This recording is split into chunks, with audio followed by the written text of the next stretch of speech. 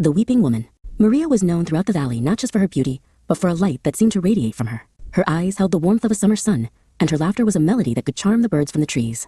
It was this beauty that captivated Don Alonso, a nobleman of great wealth and even greater pride.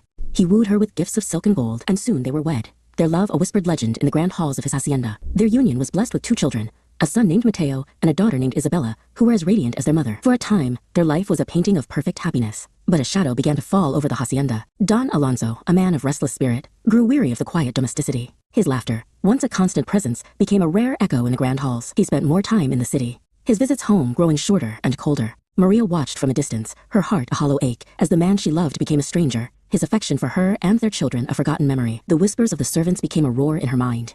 One evening, driven by a desperate need for answers, Maria followed him. She found him by the river, the moon casting a silver sheen on the water, his arm around the waist of another woman. The sight was a dagger to her soul. A cold, consuming fire of jealousy and rage erupted within her, burning away the last vestiges of her sanity. The world narrowed to the sound of the river and the sight of their betrayal. The children, Mateo and Isabella, were playing by the riverbank, their innocent laughter, a cruel contrast to the storm in her heart. In a fit of madness, Maria seized her son, Mateo, by the hand.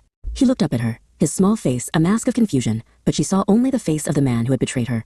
Her mind, a maelstrom of pain and fury, convinced her that they were the reason for her sorrow, the anchors holding her to a life of misery. She pushed him into the dark, churning water. His small cry was swallowed by the current. The madness held her in its grip as she turned to her daughter, Isabella, who stood frozen on the bank, her eyes wide with terror. The river, a silent accomplice, waited. She pushed Isabella into the water too. The deed was done. The silence that followed was more deafening than any scream. The madness broke. It shattered like glass, leaving her with the horrific, crystal-clear reality of what she had done. The river, once a symbol of life and solace, now held the bodies of her children. She fell to her knees, her body racked with sobs. She called their names, her voice a raw, broken whisper. But the river gave back only the gentle lapping of the current against the bank. Overcome with a grief so profound it felt like a physical weight, Maria threw herself into the river, hoping its cold embrace would bring her peace. But peace was not hers to claim. A curse was laid upon her, a torment far worse than death. She was trapped between worlds, a spirit in eternal anguish, forever bound to the river where her children were lost.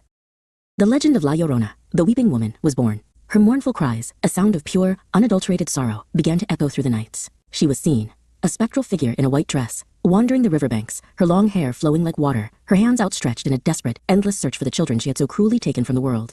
To this day, people speak of encounters with her. A lone traveler on a moonlit night, a child playing too close to the water's edge, a lover whispering secrets on a bridge. All have heard her chilling wail, a sound that promises nothing but eternal sorrow.